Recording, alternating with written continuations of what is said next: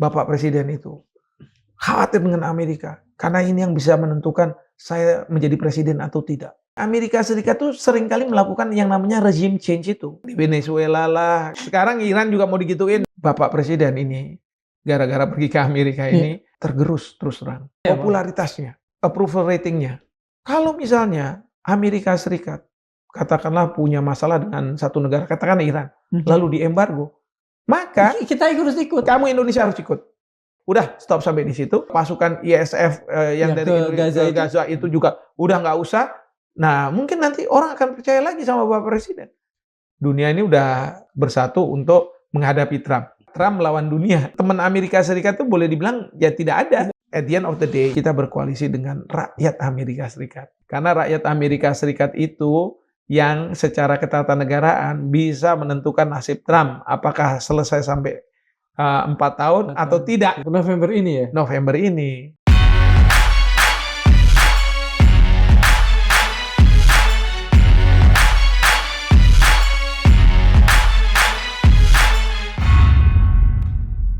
Bismillahirrahmanirrahim. Assalamualaikum warahmatullahi wabarakatuh.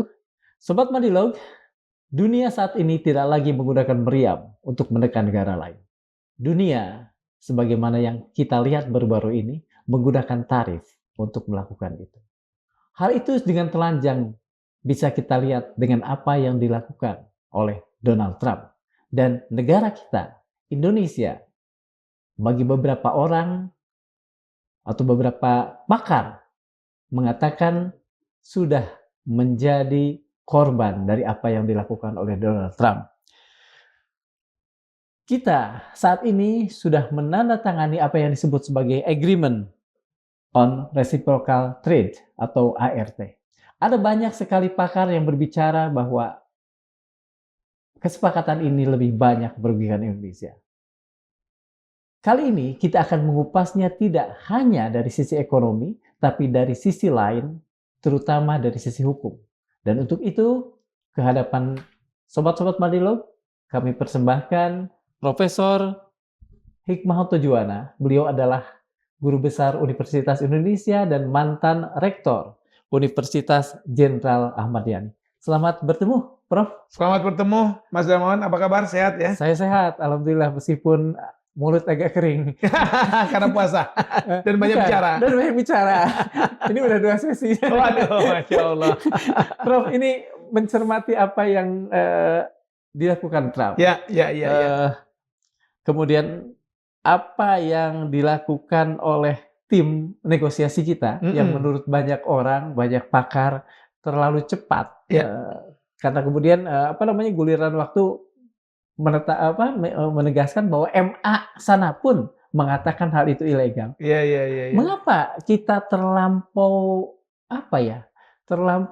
terburu-buru, seolah dikejar-kejar waktu untuk segera memutuskan ART ini, menandatangani ART? Jadi pertama nih, Mas Darmawan ya, tadi kan Mas Darmawan pembukanya adalah dunia, yang betul. Ini kan, sebenarnya bukan dunia, siapa tuh? Trump. Iya betul. Iya, Trump ya kan. Karena kalau dunia itu ada berbagai aturan yang disebut sebagai WTO law, World Trade Organization law. Betul. Jadi aturan-aturan yang berkaitan dengan perdagangan internasional. Dan selama ini semua mengikuti aturan-aturan itu. Iya. Kecuali Trump, ya. Apalagi kemarin waktu habis menyerang Venezuela, Trump mengatakan saya nggak butuh hukum internasional. Semua itu bergantung pada moralitas saya. Nah, ini kan sebenarnya Trump ya, fenomena Trump. Nah, kedua, ketika Trump menggunakan tarif itu, dia nggak pandang bulu. Sekutunya pun dia kenakan juga kan. Yang membuat mereka marah ya? Dia yang membuat mereka marah. Kan juga jadi bingung juga negara-negara ini. Jadi ini yang sebenarnya kita hadapi adalah fenomena Trump. Saya dalam suatu artikel yang saya tulis di Surat Kabar Nasional, saya sebut saya adalah dunia, dunia adalah saya. Kata Trump ini? Kira-kira gitu. Karena saya terinspirasi. Apa bahasa Prancisnya? Kalau negara adalah saya kan l'état c'est moi. L'état c'est moi, terinspirasi itu kan Louis ke-14. Iya, betul. Sekarang jadi le monde c'est moi. Dunia adalah saya, dunia adalah aku. Le monde. Iya. Nah, itu yang saya katakan. Si Trump ini gila juga ya. apa namanya, ingin menguasai dunia dengan cara dua hal. Pertama, tarif, dan yang kedua adalah kekuatan militernya dia, ya kan? Iya. Kalau misalnya tarif kita tahulah, kita lihat, termasuk kita sekarang yang jadi korban Iya, ini kan. betul. Yang kedua adalah kekuatan militer karena dia menyerang Venezuela dan sekarang dia sedang berancang-ancang akan masuk ke Iran, ya. Iya. Nah, jadi itu. Nah, sekarang berkaitan dengan fenomena yang kita hadapi terkait dengan perdagangan internasional dan Trump ini.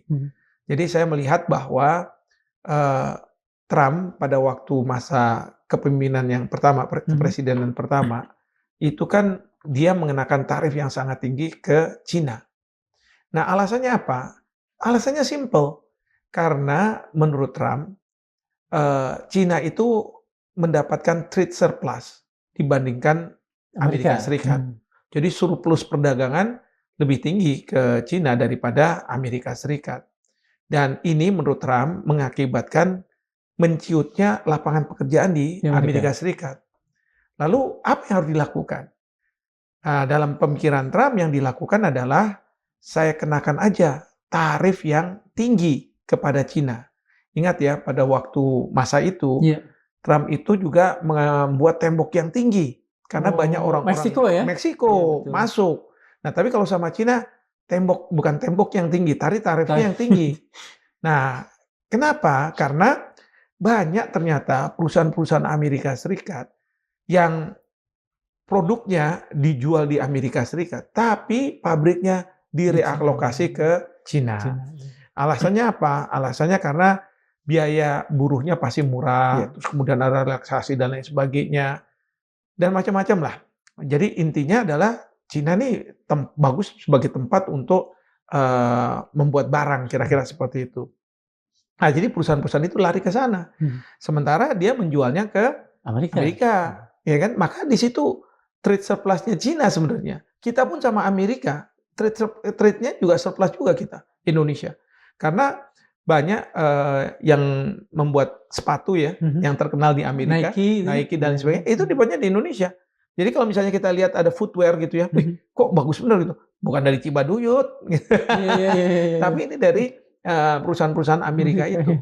Nah, jadi Trump idenya adalah kalau saya mengenakan tarif yang sangat tinggi, maka perusahaan-perusahaan dari Amerika ini akan kembali ke Amerika. Kalau kembali ke Amerika, dia akan membuka lapangan pekerjaan. Kan kira-kira seperti itu. Nah, pemikiran seperti ini, sepertinya dia berlakukan juga pada masa pemerintahan yang kedua. Nah, kemudian ada Liberation Day katanya, gitu kan, yang mengatakan bahwa ini sejumlah negara kita kenakan semua tarif yang sangat tinggi, ya kan? Karena dalam pemahaman Trump bahwa negara-negara ini telah mengeksploitasi pangsa pasar Amerika Serikat. Terus terang kalau misalnya kita bicara dunia saat sekarang, sebenarnya yang menjadi perebutan itu adalah pangsa pasar. Ya, kalau dulu sebelum Perang Dunia Kedua, wilayah, ya kan, orang menjajah, orang mendapatkan wilayah. Tapi setelah Perang Dunia Kedua, awalnya dipikir wah ini pasti perdagangan, tapi ternyata nggak ke arah sana, ternyata ke ideologi. Jadi perbuatan ideologi, ada Barat, ada Timur. Tapi setelah 1980-an, tembok Berlin runtuh dan lain sebagainya, sehingga apa? Ideologi udah nggak lagi jadi isu. Nah, yang jadi isu apa? Orang lihat, wah jangan-jangan nih soal pangsa pasar. Karena kita lihat ya, Cina bisa katakanlah makmur seperti sekarang rakyatnya. Itu karena apa? Pangsa pasarnya tuh luas. Coba, apa yang nggak made in China? Mulai dari sikat gigi, made in China. Sampai teknologi tinggi, made in China. Kan gitu ya? Bahkan Cina itu secara sistematik buat BRI. Supaya katakanlah barang-barang yang harus didistribusikan ke berbagai dunia itu lebih mudah. Dan mereka ingin membuka pangsa pasar itu. Ya, dan menggunakan cara-cara ya Amerika, Jepang, kasih pinjaman, tapi dengan catatan beli barangnya dari kita ya, kan kira-kira seperti itu kan perekonomian. Jadi sekarang ini dunia ini fokus pada bagaimana mencari pangsa pasar. Nah, Trump itu merasa bahwa pangsa pasar Amerika Serikat itu banyak negara yang mengeksploitasi, dan menurut Trump itu nggak fair, dan itu yang membuat Amerika ini declining. Maka untuk Make America Great Again, MAGA. gitu, maka beliau bilang bahwa kita kenakan tarif. Ada 3 hal yang ingin dilakukan oleh Trump. Pertama, kalau dia kenakan tarif ke banyak negara, now you know who is the boss. Nah, kan gitu kan? Kenapa? Negara-negara pasti akan datang ke Trump, minta ampun, udahlah tolong jangan. Seperti presiden kita dong kalau gitu. Enggak? Di antaranya, ya kan? Karena Vietnam juga datang juga. Iya betul. Mohon maaf, semua lah. Semua pada bilang kaget semua kan. Bahkan teman-temannya Trump, yang teman-teman Amerika lah, kayak Kanada, Uni Prancis, Prancis, kena semua loh. Ini nggak salah nih kan gitu ya. Jadi, tapi dia mau mengatakan to make America great again, negara-negara itu harus datang ke kita, ya. Because we have the largest market. Mereka membutuhkan, ya kan? Itu nomor 1. Nomor 2, yang dilakukan dengan pengenaan tarif tentunya bagaimana membuka lapangan pekerjaan di Amerika Serikat. Karena kalau kita lihat tuh suratnya Trump, ya, termasuk ke Bapak Presiden, beliau mengatakan apa? Kamu dikenakan berapa itu? 32% kan ya? Kecuali kamu membuka perusahaan-perusahaanmu di Amerika. Waktu itu nggak ada negosiasi sebenarnya. Either you pay 32% atau buka perusahaan di Amerika. Sehingga intinya adalah membuka lapangan pekerjaan, kan begitu ya. Jadi itu yang menjadi concern dari Trump dengan mengenakan tarif. Jadi soal lapangan pekerjaan. Nah, yang ketiga adalah kompetisi dengan Cina nih sebenarnya, ya kan? Melanjutkan periode pertama perang dagang mereka. Perang dagang, dikuatkan lagi, ya kan? Tapi kan Cina nggak mau kalah juga. Waktu Trump bilang 100%, saya kenakan sekian ratus persen lagi. Wah, kan gitu kan waktu itu di awal-awal gitu kan. Nah, jadi itu situasinya. Memang kedua, kita cerita sekarang nih, Indonesia nih. Betul. Ada paniknya juga kita, ya kan? Karena kita menganggap bahwa pangsa pasar Amerika itu besar. Kalau misalnya pangsa pasar Amerika ini besar, dan kemudian Trump mengenakan sekian persen, itu yang jadi masalah, itu akan terjadi penciutan lapangan pekerjaan di Indonesia. Karena apa? Demand dari Amerika Serikat kan akan turun, ya kan? Betul. Kalau turun kan supply-nya juga turun, lapangan pekerjaan juga akan turun. Jadi itu kan yang dikhawatirkan. Tapi kan kalau menurut saya, kekhawatiran seperti itu sebenarnya nggak usah terlalu membuat negara panik gitu kan. Karena apa? Itu kan baru kerasanya mungkin setahun dari sekarang. Ya kan? Tapi kalau misalnya sekarang, kalau kita Indonesia aja yang kena lah sama Trump itu. Misalnya kita aja Indonesia, oke, panik boleh. Tapi masalahnya kan banyak negara. Iya kan? Waktu itu saya waktu pengenalan pertama, udah nggak usah negosiasi. Tunggu aja dulu, saya bilang waktu itu. Ya, kalau saya dan ternyata benar kan ya? Ternyata benar, tunggu aja dulu. Tunggu aja dulu. Kenapa? Biar gajah-gajah dulu yang berperang lawan Amerika. Pelanduk dia dulu lah. Pelanduk dulu, tinggal dulu. Jangan kita merasa kayak gajah gitu kan. Nah, jadi waktu itu kan Cina, wah rame. Kemudian Uni Eropa juga rame. Ya kan, negara-negara Eropa, Kanada juga, wah rame. Biarin aja. Ya, biarin aja sebenarnya. Tapi ya waktu itu enggak, wah langsung datang kita kirim tim dan lain sebagainya. Udah. Akhirnya gimana nih, kita bisa nego nggak? Mana dubes kita di sana belum diinstal lagi ya, masih kosong waktu itu kan. Nah, jadi ya udah kita sama Trump, Trump bilang, sekarang banyak negara yang datang ke kita. Mereka minta negosiasi. Wah, kan gitu kan. Udah, jadi udah mulai dibukalah ruang negosiasi itu. Nah, ruang negosiasi itu yang membuat dari 32% waktu itu ke 19%. Ya kan? Tapi masih belum perjanjian, belum ada. Nah, yang dinegosiasikan awalnya adalah framework-nya, kerangka kerja untuk sampai ke perjanjian gimana. Nah, ini untuk Mas Darmawan tahu bahwa di Amerika Serikat itu ada lembaga yang namanya USTR, United States Trade Representative. Nah, USTR perwakilan dagang gitu. Perwakilan dagang. Tapi gini, tugasnya USTR adalah salah satunya ya, dia menampung keluhan-keluhan dari para pelaku usaha Amerika di berbagai dunia, termasuk di Indonesia, ya kan? Saya bilang ini, saya ini, ini nih Indonesia gara-gara ada QRIS gitu ya. Iya, betul. Visa dan Mastercard nggak laku nih katanya. Iya. Orang pakai QRIS tek gitu kan. Sampai ke warung-warung. Sampai di warung-warung.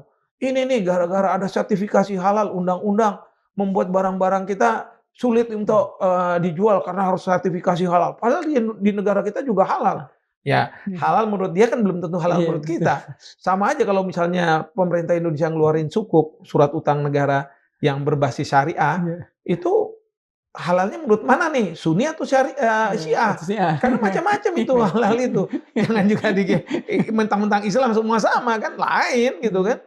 Nah, jadi seperti itu.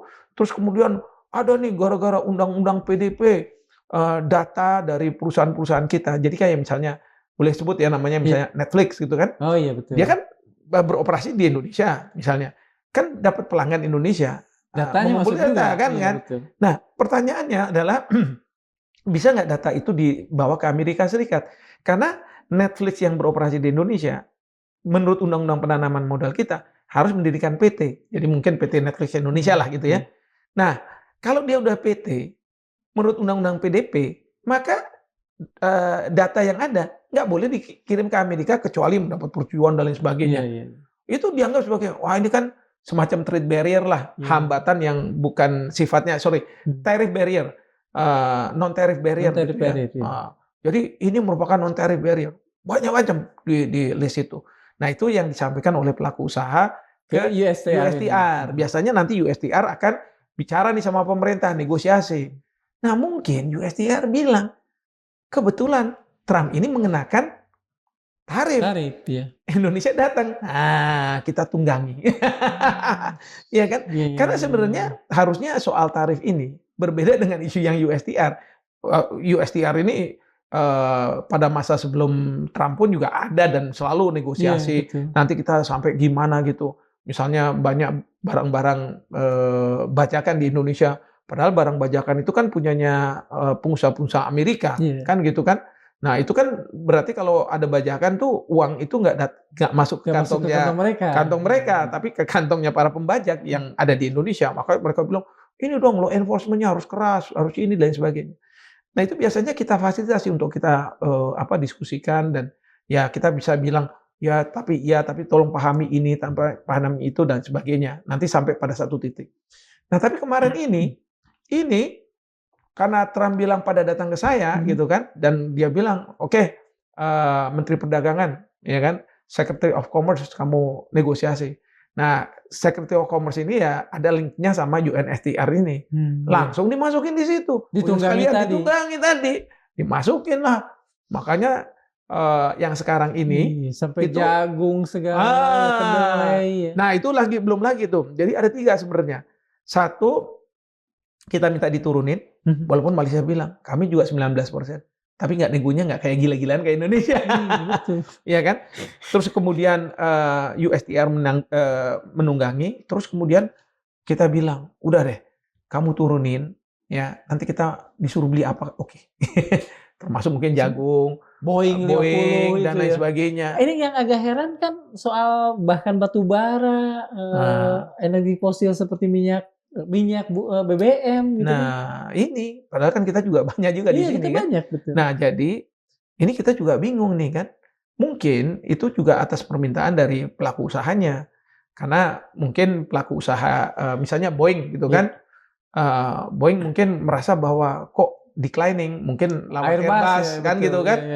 Nah, gimana ya caranya? Pas kebetulan ada kayak gini. Tunggangi aja. Trump. Nah, kira-kira gitu. Trump bisa nggak gitu? Oh yaudah. Sekalian aja jadiin, masukin. Jadi kita seolah-olah pokoknya udahlah kita beli semua, kita kasih sekarang USTR kita mau buka aja semua dan lain sebagainya ya, tapi dengan catatan turunin 19%. Nah, itu yang terus kemarin pada waktu Bapak Presiden datang ke Washington DC, tanda tangan BOP, sekalian pertemuan bilateral untuk tanda tangan ART ini. ART ini. Tadi Prof mengatakan ada kepanikan. Apakah kepanikan ini disebabkan oleh anggota-anggota tim negosiasi ke sana kurang kapabel atau apa? Ya, banyak faktor. Iya. Tapi mungkin bahwa kurang capable mungkin iya, tapi mungkin juga enggak. Tapi yang pasti adalah pressure, tekanan, Iya. ya kan? Iya. Jadi yang tadi saya katakan, Trump itu kalau menghadapi negara, dia kasih pressure-nya apa? Tarif atau militer kan gitu. Nah, dengan kita Indonesia, dia akan bilang tarif ini, ya. Dia akan kenakan, lalu kemudian mereka Trump itu kayak sekarang ini dengan Iran, ya, militer kan. Kalau nggak deal, saya serang kamu, ya. Mungkin aja bahwa kalau nggak deal, ya, saya naikin nih. Apa yang kamu kasih? Saya nggak mau kalau cuman kamu minta sampai 19% misalnya turun gitu ya, diturunin sama Trump, tapi kamu nggak ngasih apa-apa. Saya minta apa? Ya. Nah, mungkin seperti itu ya gimana ya negosiator kita? Kalau dalam situasi ditekan kayak begitu, bagaimana mau melakukan negosiasi yang baik? Ya kan? Belum lagi kalau saya lihat ini tim negosiasi ini nggak koordinasi sama berbagai instansi. Berbagai kementerian bahkan. Berbagai kementerian, ya. Makanya banyak kementerian yang kaget-kaget. Nah, kok kita disuruh ini? Nah, Komdigi kan gitu kan harusnya. Atau yang tempatnya Pak Babe Haikal. Oh, halal. Halal, iya, iya kan? Nah, ini mungkin nggak ini kan dikoordinasikan. Nah, belum lagi juga mungkin Bapak Presiden pokoknya ya harus selesai. Awas kalau nggak selesai. Jadi ada tekanan-tekanan seperti itu sehingga membuat tekanan luar dalam berarti. Dari luar udah ditekan Amerika, dari dalam tekan. Betul. Tim berunding kan juga dalam misalnya berunding bisa apa yang dilakukan? Orang saya dapat tekanan dari dalam, tekanan juga dari luar, ya kayaknya harus deal nih. Karena waktu saya baca di framework itu, banyak ternyata apa yang di dalam framework itu ya jadi perjanjiannya itu. Ya, dan sekarang ini banyak pihak yang mengeluh, bahkan pers juga mengeluh juga. Ya karena kan nggak dikonsultasikan. Revenue sharing-nya juga akan tidak ada. Iya, bahkan ada lagi nih. Kalau misalnya Amerika Serikat katakanlah punya masalah dengan satu negara, katakan Iran, lalu diembargo, maka kita harus ikut. Kamu Indonesia harus ikut. Ini politik luar negeri bebas aktif kita keganggu loh. Kenapa? Keganggu atau hilang sama sekali, Prof? terganggu dulu ya. Iya. Sorry. Karena nggak apa-apa. Tapi ini bagus juga pernyataannya sama sekali hilang. Kita masih eufemisme ya. Jadi kalau kita mau melakukan misalnya ikut embargo, itu harus ada resolusi Dewan Keamanan PBB. Bukan ditentukan oleh negara. Iya, betul. Gitu kan? Resolusi Dewan Keamanan, misalnya resolusi Dewan Keamanan mengembargo Libya, oke, kita juga akan ikut, gitu kan? Iya, betul. Mengembargo Iran, oke, kita akan ikut. Tapi kalau misalnya kita Amerika Serikat mau melakukan embargo, terus kemudian kita harus juga ikut, waduh, tunggu dulu. Dengan ART itu, kita sudah tanda tangan. Artinya sebetulnya kalau Amerika Serikat memblokade, memboikot Iran, kita harus ikut dong. Kalau sudah tanda tangan. Nah, gini. Enggak. Karena di dalam ART itu ditentukan bahwa untuk bisa efektif ada beberapa tahapan. Pertama adalah ini harus dibawa ke masing-masing DPR untuk pengesahan. Ya saya nggak tahu lah DPR kalau di Indonesia atau jangan-jangan nanti peraturan presiden biar cepat ya gitu kan. Karena memang kalau di dalam konteks Undang-Undang Perjanjian Internasional 24 tahun 2000 disebutkan bahwa proses ratifikasi kalau misalnya hal-hal tertentu misalnya mengenai masalah politik luar negeri, kemudian juga perbatasan, memunculkan kaedah baru itu harus dengan DPR undang-undang.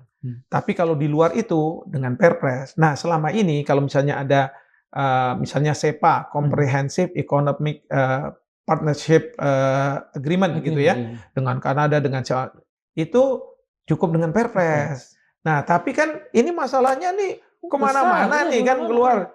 Harusnya dengan undang-undang menurut saya. Dan ada putusan MK yang mengatakan bahwa pokoknya ya kalau misalnya itu berkaitan dengan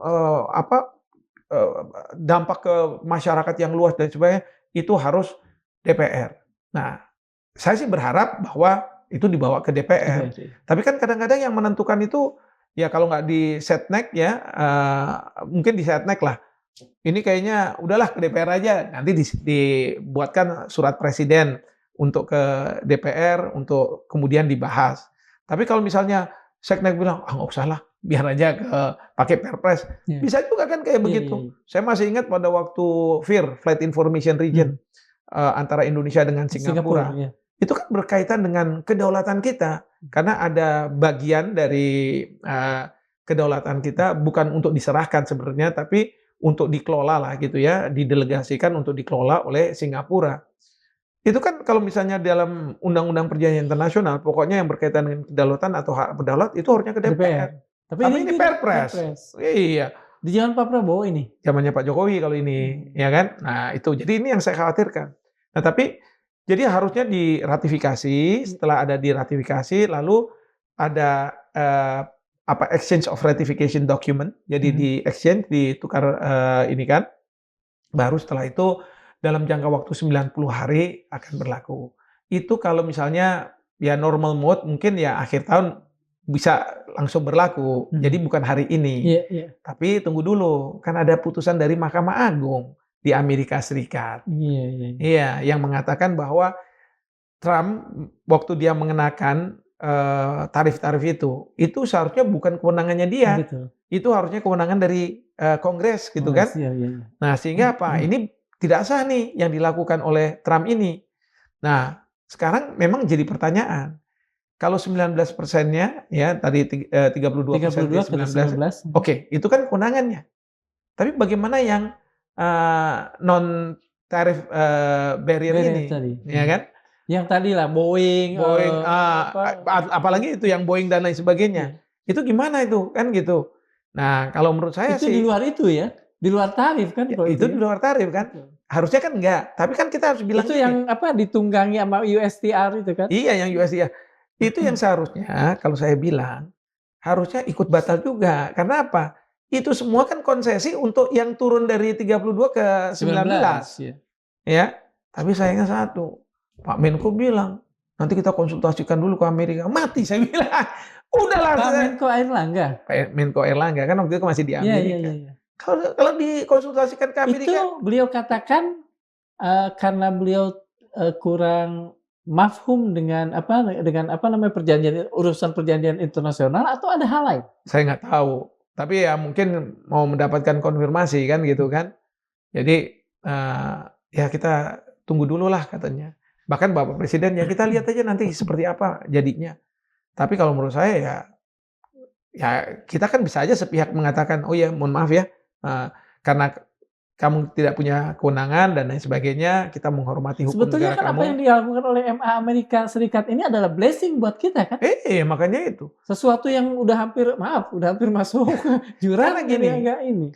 Karena gini, setelah tanda tangan itu, kemudian dokumen ini beredar, itu banyak di publik kita, bahkan di yang elit-elit, pengusaha dan lain sebagainya, itu menganggap ini merugikan Indonesia. Ini seolah-olah menggadaikan kedaulatan kita Indonesia, ya kan? Dan mungkin Bapak Presiden kan nggak tahu. Bapak Presiden kan nggak detail satu persatu pasal-pasalnya gimana dan sebagainya. Paling katanya 45 halaman, apalagi ya? Oh iya, sebenarnya sih 10 halaman yang ininya, terus kemudian ada lampiran-lampirannya. Nah, kan yang paling tahu adalah tim negosiator. Betul. Nah, tim negosiator kan juga, kalau misalnya, itu kan saya ditekan juga. Jadi kalau misalnya Bapak Presiden, kamu nih gimana sih kok kayak begini? Katakanlah karena ada reaksi dari, kamu dimarahin kan di bawahnya negosiator. Nanti negosiator bilang, ya kan Bapak neken saya gitu kan, bolak-balik kan. Tapi ini blessing in disguise. Yang MA ini. Karena Bapak Presiden bisa bilang, oh iya dah, mohon maaf ya kita nggak bisa jalankan karena blessing in, ada putusan MA yang kita harus hormati juga. Akankah Profesor optimistis bahwa presiden kita, pemerintah kita akan mengatakan, ya ini karena MA Anda bla bla bla, kami kemudian mengambil sikap begitu? Akankah begitu? Saya katakan ada kemungkinan besar. Nah, kenapa? Karena sekarang ini Bapak Presiden ini gara-gara pergi ke Amerika ini tergerus terus terang popularitasnya, approval ratingnya. Seberapa besar? Saya nggak tahu seberapa besar, tapi banyak yang mengatakan gara-gara kita di BOP mau mengirim pasukan, ada saya lihat di media itu, udah saya copot ini Gambar. gambarnya Pak Prabowo kan, buset saya bilang kok kayak begitu ya. Terus kemudian juga kanan kiri saya mendengar juga, wah ini kok kayak begini Bapak Kalau di Presiden. medsos begini, Bro. Oh gitu. Iya. Wah iya. Nah ini yang membuat Bapak Presiden menarik. Wah ini kita harus melakukan ini ya containing the damage gitu kan. Mhm. Bagaimana meng-contain damage ini? Ya kalau misalnya katakanlah ART ini tidak diteruskan, kita bilang nggak usah diteruskan, ya. Udah stop sampai di situ. Kemudian juga pasukan ISF yang dari Ke Gaza itu juga udah nggak usah. Nah, mungkin nanti orang akan percaya lagi sama Bapak Presiden. Seberapa dekat itu dengan realitas? Apakah memang itu yang tengah menjadi pikiran Pak Presiden untuk kemudian katakan saja balik kanan lah Ya. dari apa yang sudah dilakukan? Nah, ini masalahnya imbangannya dari publik di Indonesia itu adalah Trump yang sekarang ini mungkin Bapak Presiden merasa bahwa ini teman baik saya. Selalu saya itu dimunculkan di forum gitu kan sama Trump dan lain sebagainya. Bahkan kan pujian-pujian kepada Pak Prabowo gitu kan. Jadi beliau ini di satu sisi publik saya, atau di sisi lain saya bisa kehilangan sahabat saya nih, teman saya. Itu yang ya nggak bagus juga kalau menurut saya gitu kan. Tapi masa publik harus dilawankan sama kedekatan sama Trump? Ngapain sih kita mau jadi good boy-nya Trump? Kalau misalnya seperti itu, mungkin Bapak Presiden bisa mengatakan, enough is enough. Karena Trump itu juga nggak memperlakukan Bapak Presiden dengan sebagaimana proper lainnya. lah. Iya, tidak diperlakukan dengan proper juga. Saya lihat dalam sesi apa namanya? Dalam Ini, sesi foto beliau ditaruh di pinggir. Pinggir, ya. Iya. Nah, tapi yang kedua itu yang pakai piagam, terus Bapak Presiden kita disuruh sama Trump pegang-pegang ini. Waduh, saya bilang, emang nih Trump ini benar-benar kurang ajar bener gitu ya. Nah, kalau menurut saya, kalau udah seperti itu, lebih baik Bapak Presiden kembali ya semangatnya itu seperti waktu beliau masih kampanye. Apa itu ante-ante asing? Kita nggak mau ada ante-ante asing, kan gitu. Satu lagi, Prof. Apa tuh? Prabowo hidup mati demi rakyat Indonesia, pernah kan? Nah, ini kan sebetulnya ini Trump, ini rakyat Indonesia 280 juta. Saya kira tidak bisa diperbandingkan. Betul. Harus ke sini kan? Betul. Gitu urusannya, lebih berat ke sini. Dan saya berharap jangan pernah berpikir ya bahwa Bapak Presiden itu khawatir dengan Amerika karena ini yang bisa menentukan saya menjadi presiden atau tidak. Memang Amerika Serikat tuh seringkali melakukan yang namanya regime change itu, pergantian pemerintahan. Betul. Iya kan? Nah, yang sekarang di Venezuela lah gitu ya. Dulu Allende ya. Iya, bisa secara konstitusional, tapi bisa juga inkonstitusional kan ya. Sekarang Iran juga mau digituin, tapi ya Indonesia juga pernah dari Bung Karno ke Pak Harto, bukannya ada peran dari CIA juga. Udah kebiasaannya seperti itu. Tapi menurut saya, makanya kan yang di Chili itu disebut Operasi Jakarta kalau saya tidak salah. Nah, masa ya gitu ya. Jakarta Operation. Jakarta Operation. Nah, kalau menurut saya Bapak Presiden udahlah, nggak usah takut sama itu. Percaya sama rakyat kita sendiri. Rakyat itu banyak yang suka dengan presiden, mendukung Bapak Presiden. Jadi jangan kemudian mengambil tindakan-tindakan yang tidak sesuai dengan apa yang diinginkan oleh rakyat. Misalnya menyumbang pasukan ke ISF yang nantinya harus berhadapan dengan Hamas. Waduh, masa kita berhadapan dengan selama ini kita bilang pejuang Hamas. Kalau misalnya Israel Zionis gitu kan. Nah, Prof, saya tidak tahu nih apakah profesor juga selain melihat keluar juga melihat ke dalam, bahkan menyuruk lebih dalam pada aspirasi publik. Tapi kalau misalnya profesor melakukan itu, kira-kira sebetulnya seberapa besar penolakan publik terhadap terutama ART ini? Ya, kalau publik secara umum sih mungkin belum terasa ya. Yang sangat terasa itu adalah kekhawatiran dari pelaku usaha, kekhawatiran dari kelas menengah ke atas, gitu ya, bahwa ini kok menjadikan Indonesia seolah-olah tidak ada bargaining position ketika berhadapan dengan Amerika Serikat, begitu ya, berhadapan sama Trump sih sebenarnya. Ini seolah-olah take it or leave it, pokoknya harus kayak begini. Kalau enggak ya sudah saya nggak mau, kan gitu. Saya kenakan lagi tarif lebih mahal lagi. atau ini dan sebagainya. Memang ada waktu pengenaan tarif itu kan ada kekhawatiran juga dari pihak kita, jangan-jangan, memang benar gitu ya. Tapi kan sekarang kan yang penting, perubahan itu kadang-kadang hitungannya detik gitu Detik, ya, iya betul. menit gitu. Buktinya habis tanda tangan tiba-tiba keluar Iya, 1 hari kemudian. 1 hari kemudian kan, yang menurut saya, wah udah itu Trump sekarang mengenakan, cuman 10, harusnya dinaikin lagi Iya, jadi 15%. 15, betul. Tapi 15% kan masih lebih baik daripada 19% ya. Iya, betul. Jadi sebetulnya apa yang diperjuangkan ini Nah maaf itu, ya, iya, sia-sia kan? sia-sia. Dan itu hanya berlaku untuk 150 hari. Nah, jadi Mmm. nggak untuk seterusnya. Nah, jadi, ya menurut saya, udahlah kita itu dalam situasi seperti ini, kita harus bersabar. Ya nggak usah buru-buru, nggak usah panik gitu ya. Misalnya sekarang, eee, Trump itu sedang nggak digoyang di dalam negeri, sedang digoyang dia Iya di dalam betul, negeri kan. betul. Karena ICE-nya, karena ini dan lain sebagainya, bahkan akan menghadapi midterm election, Pemilu sela November, atau apa namanya ya? pemilihan sela. Ya kan, bukan berarti bahwa tiba-tiba dia di-impeach. Apakah tim tidak melihat itu?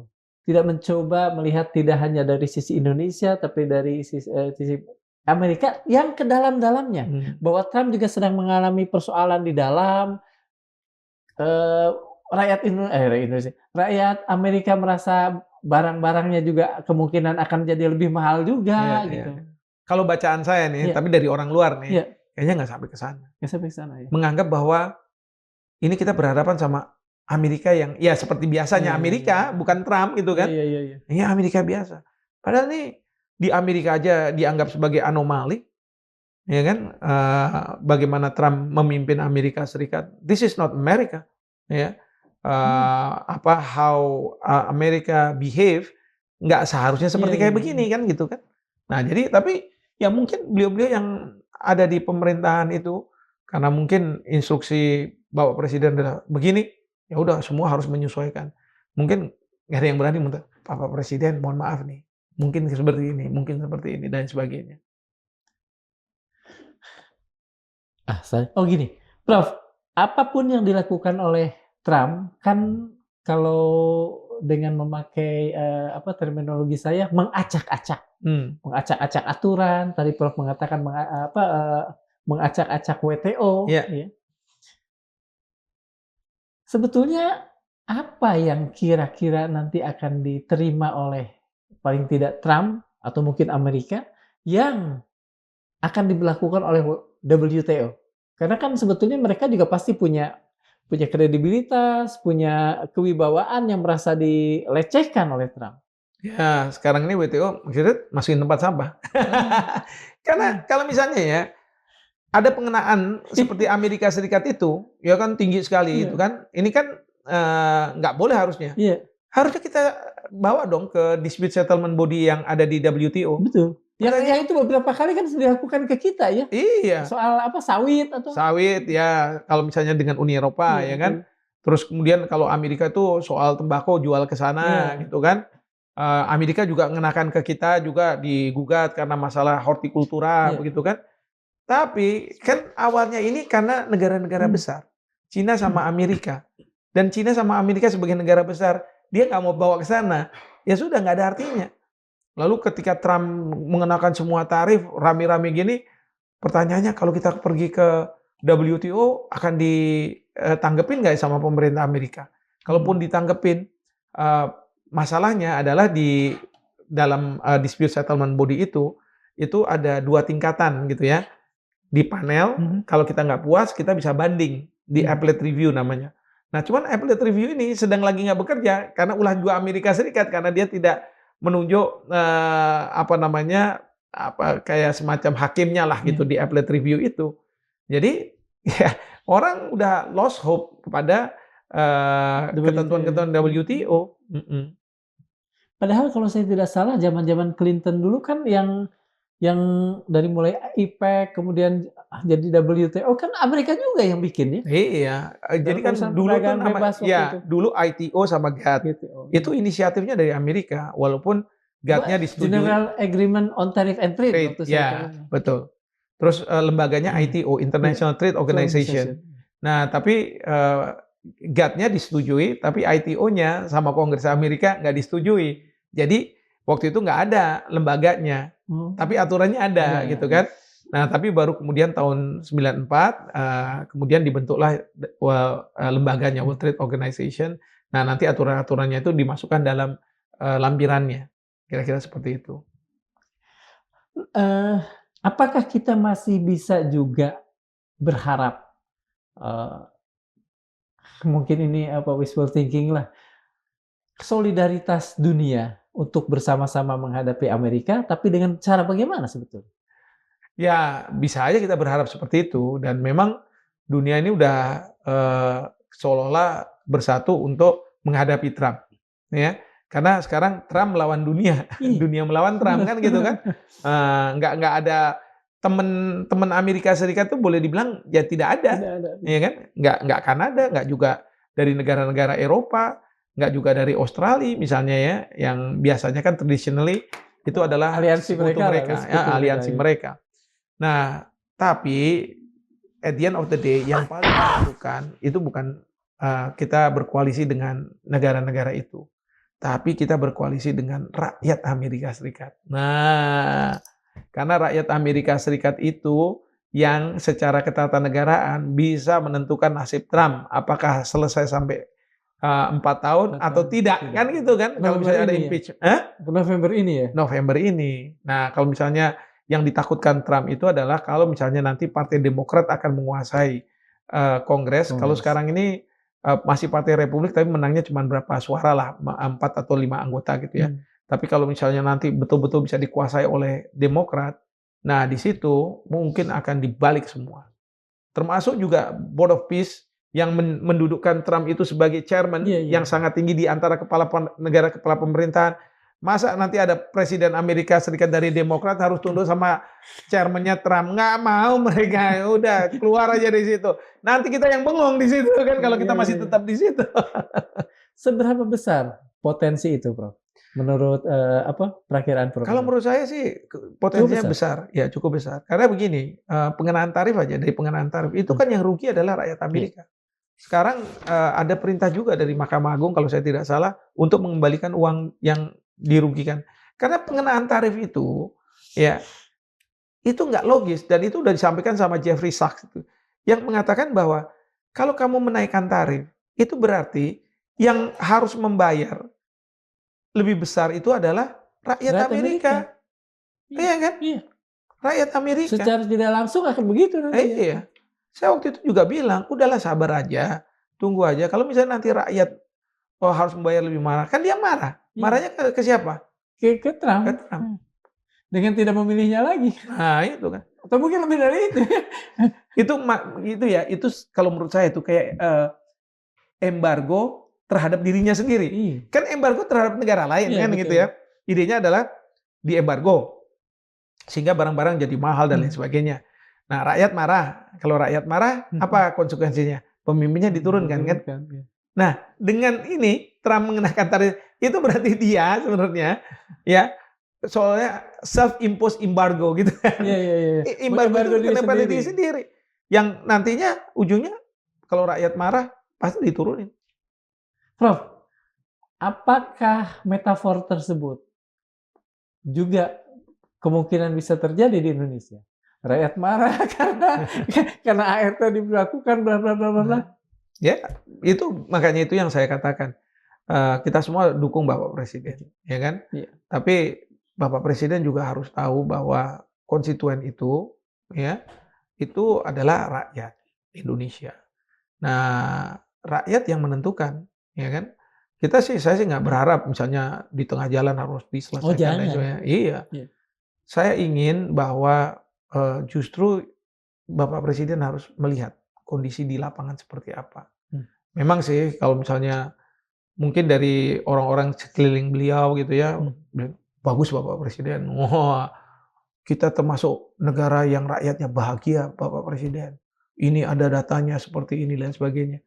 Ya menurut saya beliau-beliau yang di sekelilingnya tidak menjaga Bapak Presiden seperti itu. Ya, kalau mau menjaga Bapak Presiden, sampaikan faktanya seperti apa, kenyataannya seperti apa. Karena kalau misalnya kita ya jadi seorang pemimpin, apalagi seperti presiden, itu dalam satu hari mungkin ada kesunyian. Karena kita cuma sendirian di ruangan AC, kita nggak berinteraksi sama orang, ya kan? Dan secara harfiah pun semakin tinggi kita duduk, semakin jauh kita dengan bumi. Iya pasti. Kan kita dari keluar ruangan, masuk mobil, semuanya di-escort segala macam-macam. Jadi kita jadi tercerabut dari akar kita, ya. Kecuali pemimpin itu mau ada di tengah-tengah rakyat. Ya, tapi di tengah-tengah rakyat bukan karena cuma simbolis ya, pencitraan. Tapi benar-benar terus kemudian lihat di media, apa sih yang dibicarakan orang, dicerna mungkin, kenapa seperti ini, panggil menterinya, "Coba kamu cari nih, gimana nih ceritanya? Kamu jangan cerita bagus-bagus terus." Seperti itu, ya. Saya nih kalau misalnya ditanya, kok mengkritik? Bukan saya mengkritik, saya sebagai akademisi, saya punya ilmu gitu ya, kalau misalnya nggak tepat, nggak bagus, ya saya akan suarakan. Jangan sampai nanti 280 juta rakyat semua ya setuju aja gitu kan, wah bahaya kalau misalnya seperti itu. Tapi kalau misalnya, katakanlah pemerintah Bapak Presiden melakukan hal yang positif, yang bagus, saya juga akan akui, ya. Tapi saya juga bukan oposisi, kalau oposisi kan gimana caranya supaya jatuhin kan gitu, saya sih nggak ada. Tetap mau dijalankan silahkan, saya nggak ada masalah. Ya tapi kan udah saya ingatkan konsekuensinya seperti apa, gitu.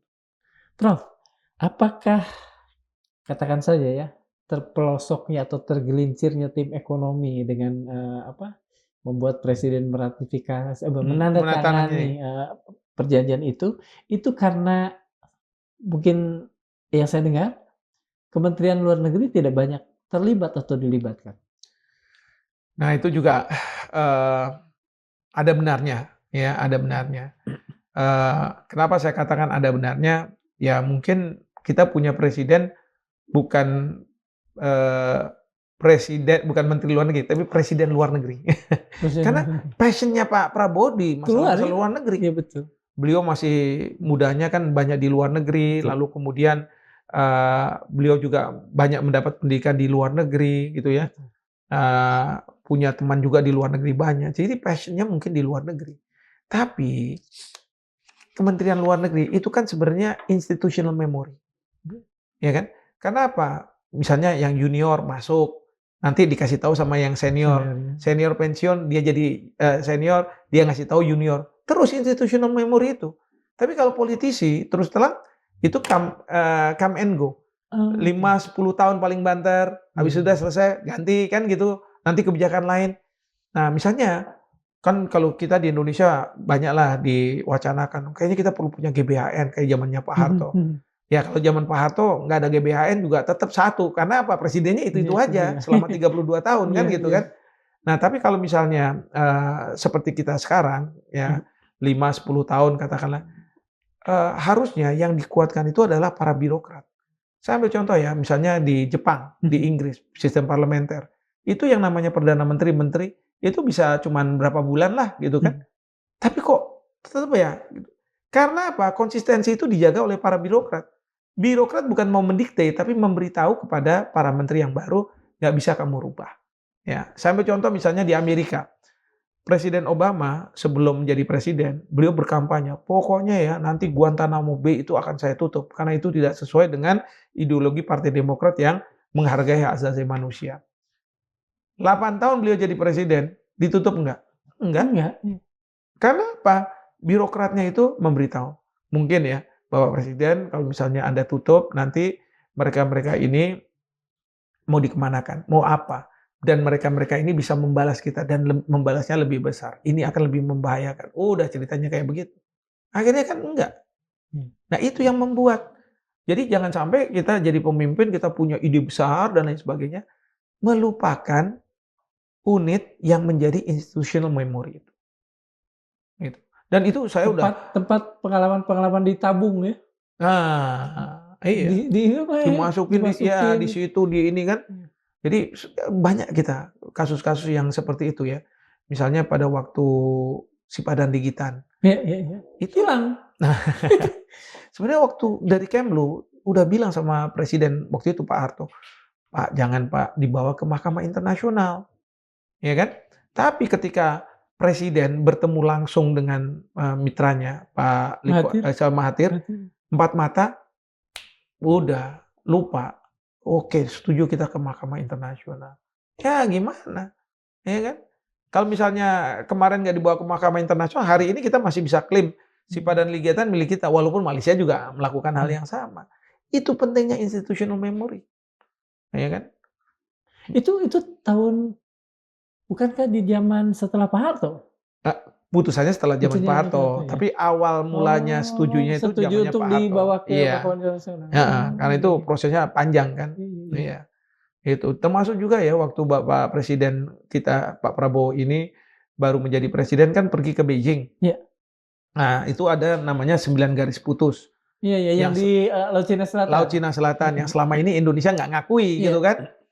Nah, tiba-tiba waktu di Beijing Bapak Presiden dengan Presiden Xi Jinping membuat joint statement. Intinya adalah di wilayah itu kita akan lakukan joint development. Waduh, kaget semua kan. Blunder nggak waktu itu? Hah? Blunder? Blunder lah. Blundernya itu nggak hanya ke dalam negeri, ke luar negeri. Karena banyak negara kayak Vietnam, Filipina bertanya-tanya, loh nggak salah nih. Selama ini kita mengagungkan Indonesia, bahwa Indonesia berani menghadapi Cina, bahwa Indonesia tidak mau mengakui 9 garis putus. Kok tiba-tiba kayak begini? Bahkan dengan Vietnam, kita ini udah taken ya perjanjian zona ekonomi eksklusif ZEE yang sebenarnya lebih banyak menguntungkan Indonesia. Vietnam waktu itu dirugikan, tapi dia bilang ya udahlah sepanjang nggak ngajak Cina untuk berunding, karena Cina bilang kok kamu nggak ngajak-ngajak saya, ya kan kamu nggak ada di sini kan, kita nggak ngakui. Itu sampai bertanya-tanya, ya kan? Sampai Amerika Serikat juga bertanya-tanya. Nah lucunya pada waktu presiden setelah dari Beijing kan terbang ke Washington DC, ketemu sama Presiden Joe Biden, buat joint statement yang mengatakan bahwa terkait dengan zona laut maka harus tunduk pada hukum internasional, khususnya UNCLOS. Lah, saya bilang ini berbalik. Akhirnya berlawanan dengan Iya, bahkan kita harus take note juga putusan PCA, Permanent Court of Arbitration, yang tidak mengakui 9 garis putus itu dalam UNCLOS. Itu bagaimana mungkin terjadi ya? Apakah presiden tidak selalu didampingi oleh, katakan, mungkin bukan menteri luar negeri ya, tapi orang dari Kementerian Luar Negeri yang mengerti betul dengan berbagai persoalan? Ya, itu kan yang tadi Mas Darmawan tanya sama saya, apakah dilibatkan atau tidak? Iya kan? Iya, makanya pelibatan ini bukan, sekali lagi, bukan mau mendikte ya siapapun pemimpin, tapi pelibatan ini untuk diketahui koridor-koridor boleh dan tidak bolehnya dilakukan. Karena yang namanya kebijakan negara itu harus konsisten. Harus konsisten, betul. Dan harus lihat ke belakang juga kan? Iya. Agar konsisten. Iya, kalau enggak nanti negara-negara, terus terang ya, terkait dengan 9 garis putus ini, yang namanya Cina itu nyoba terus. Misalnya ada pergantian presiden, ya. coba masuk, wah, oh ternyata kuat juga nih gitu kan. Nanti oke, presidennya sama tapi menteri pertahanannya beda, coba lagi masuk. Wah, ternyata hampir kena tapi belum. Nanti coba lagi, itu selalu dicoba-coba terus gitu ya. Ya mereka kan punya kepentingan. Prof, sepengetahuan saya dalam setiap negosiasi internasional itu ada yang disebut sebagai BATNA, Best Alternative to a Negotiate Agreement. Apakah tim kita yang ke sana itu tidak memperhitungkan BATNA itu sehingga kemudian ambil mentah-mentah bulat-bulat gitu? Ini pertanyaan berat bener nih Mas Darmawan nih. Pertama karena saya nggak tahu nih di dalam sana seperti apa kan ya. Jadi saya nanti dibilang kayak peramal aja. Saya nggak tahu. Tapi yang kedua juga, karena seperti saya katakan tadi, mereka itu ada pressure. Negosiator itu kalau mereka di pressure, mau ada BATNA lah, mau jadi apa kan, waduh ini saya nggak enak nih, udah dikasih deadline harus selesai misalnya, udahlah saya setuju aja. Apalagi kalau lawan negosiator ini dia ngomong sama bosnya, misalnya ke Presiden Trump ngomong sama Pak Prabowo untuk apa? Neken yang sebelah sini kan? Iya. Memang sih kita biasanya kalau di Kemlu, kalau ada kegiatan-kegiatan di luar negeri itu ada namanya pedoman DERI, pedoman Delegasi Republik Indonesia. Nah di situ sebenarnya dikumpulkan dulu para stakeholders dari kementerian dan lain sebagainya untuk apa yang mau ini dan sebagainya. Nah, kemarin ini kayaknya nggak ada itu yang namanya pedoman DRI juga nggak ada. Pokoknya yang penting datang, kita pura-pura ngomong ini, mungkin titik koma yang dipermasalahkan sedikit-sedikit, ya udah, oke, tekan, tanda tangan. Bagaimana nasib ART ini ke depan? Dan apakah kekhawatiran-kekhawatiran kalangan pengusaha, kekhawatiran-kekhawatiran ekonom itu bisa terjadi dengan segala pertimbangan di sini dan di Amerika?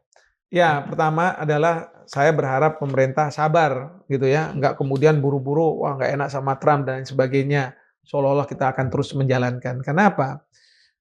Kalau misalnya memang isi dari ART ini banyak merugikan dan banyak yang dikomplain, biasanya kan karena pada waktu dinegosiasikan tuh kan tertutup, Iya, ya kan? iya, iya. Orang mungkin nggak punya akses, apa sih yang dinegosiasikan, mungkin juga orang nggak tahu gitu ya.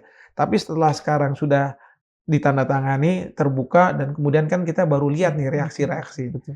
Nah, kalau misalnya banyak reaksinya yang negatif, banyak pihak yang mengatakan saya dirugikan di sini, saya dirugikan di situ, dan lain sebagainya, menurut saya pemerintah sabar aja. Kalau perlu ulur waktu aja, ulur waktu untuk kemudian diproses ke pihak yang meratifikasi lah. Nah, mau DPR, mau itu juga presiden, diulur aja. Nah, Bisa kemudian lebih dari 90 hari?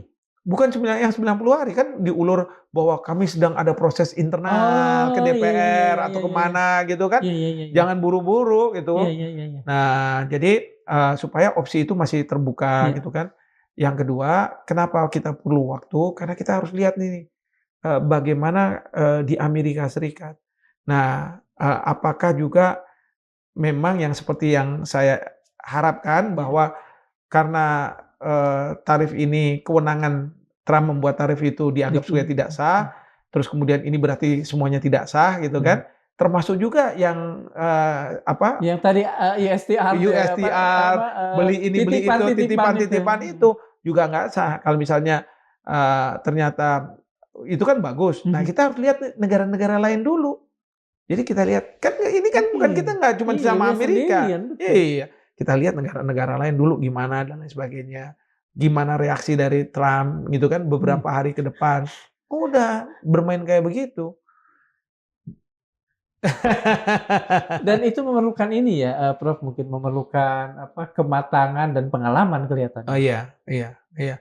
Dan harus bermain cantik. Oke. Ya jadi saya berharap nanti pemerintah juga, misalnya Bapak Presiden bilang, ini bukan saya nggak mau ya Trump, tapi ini rakyat saya. Nggak apa-apa kalau Iya, rakyat disalahin kan. betul. Tapi untuk kebaikan dari rakyat kenapa enggak gitu kan. Ini mohon maaf ini pakar-pakarnya pada menentang saya.